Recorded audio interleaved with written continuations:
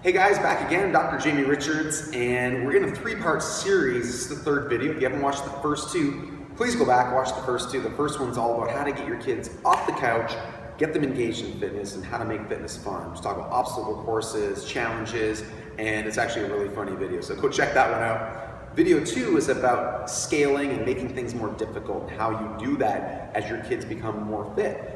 Today we're talking about injuries, how to make sure it's safe for them, answering the big question, when should you add resistance to a child's training program?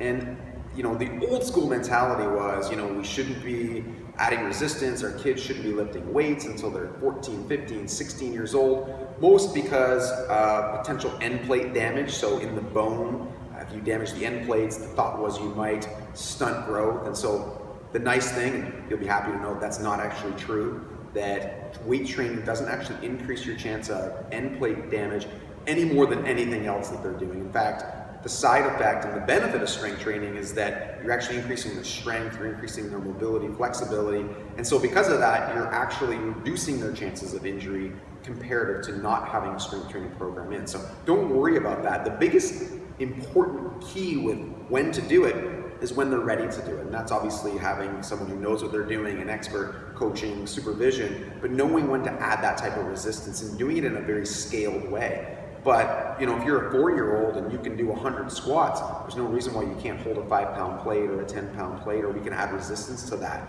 It really is dependent on the actual individual. The other parts and the other myths I think that come up are for girls, I don't want my kids to get bulky, I don't want my daughters to get bulky.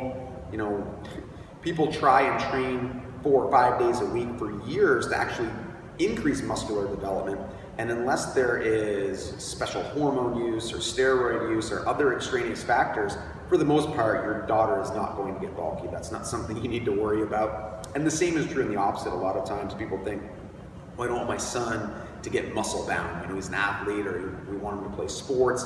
If he gets too tight because he's got too much muscular development.